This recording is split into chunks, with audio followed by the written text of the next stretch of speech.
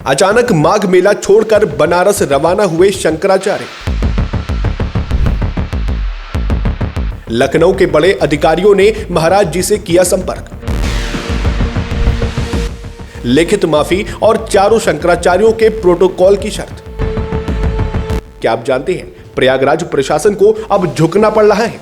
शंकराचार्य के बनारस जाते ही लखनऊ तक हड़कंप क्यों मच गया और वो कौन सी दो शर्तें हैं जिन्होंने अधिकारियों की नींद उड़ा दी है? नमस्कार, मैं हूं अर्चित और आप देख रहे हैं समर इंडिया।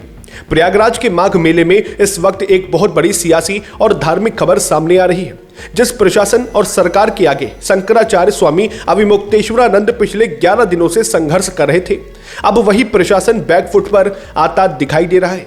खबर आ रही है कि प्रशासन अब शंकराचार्य से माफी मांगने को तैयार हो गया है, लेकिन मामला इतना आसान नहीं है, क्योंकि शंकराचार्य ने प्रशासन के सामने दो ऐसी कड़ी शर्तें रख दी हैं जिन्हें माने बिना वो प्रयागराज लौटने को तैयार नहीं है। पूरा मामला तब गरमाया जब 27 जनवरी की शाम प्रशासन की एक बड़ी बैठक हुई। इस बैठक में बड़े बड़े अधिकारी शामिल हुए और उन्होंने माना कि उनसे गलती हुई है। अधिकारियों ने अनौपचारिक रूप से कहा कि उन्हें इस बात का खेद है और वो मानते हैं कि उनसे गलती हुई है। उन्हें इस तरह से चीजें नहीं करनी चाहिए थी। प्रशासन ने यहां तक कह दिया कि वो ससम्मान शंकराचार्य को पालकी में बिठाकर और पूरे प्रोटोकॉल के साथ स्नान कराएंगे। लेकिन जब शंकराचार्य के मीडिया प्रभारी और साधु संतों ने कहा कि आप लिखित में हमें माफीनामा दीजिए तब हम मानेंगे, तो प्रशासन ने लिखित माफी देने से मना कर दिया। प्रशासन को लगा था कि वो 1 तारीख तक शंकराचार्य को मना लेंगे और माघी पूर्णिमा पर स्नान करा के विदा कर देंगे, लेकिन शंकराचार्य अपने अपमान और साधु संतों के साथ हुई अभद्रता को लेकर अडिग थे। 28 जनवरी की सुबह जब शंकराचार्य अचानक प्रयागराज छोड़कर बनारस यानी वाराणसी के लिए निकल गए तो प्रशासन के पैरों तले जमीन खिसक गई। लखनऊ के आला अधिकारियों को तुरंत इस मामले को सुलझाने के निर्देश दिए गए।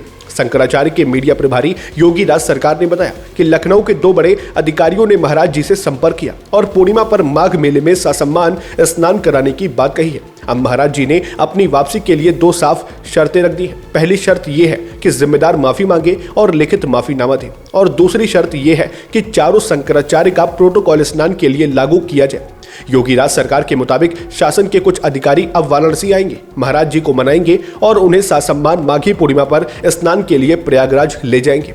संतों का समाज भी अब एकजुट हो रहा है, क्योंकि किसी भी आम साधु संत की चोटी खींचना और उनसे ये पूछना कि आप शंकराचार्य हैं, ये साबित करिए, ये पूरे संत समाज का अपमान बताया जा रहा है।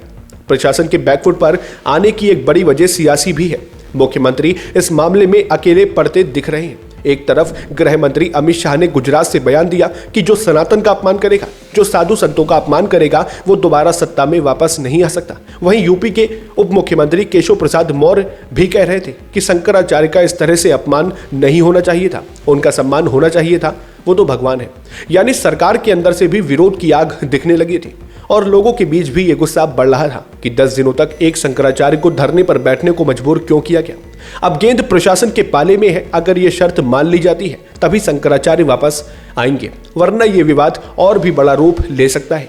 फिलहाल के लिए इतना ही। आप इस खबर पर क्या सोचते हैं? कमेंट बॉक्स में अपनी राय साझा करें और ऐसी ही बेबाक खबरों के लिए समर इंडिया को सब्सक्राइब करें। फिर मिलते हैं एक और नए अपडेट के साथ। तब तक के लिए नमस्कार, जय हिंद, जय भारत।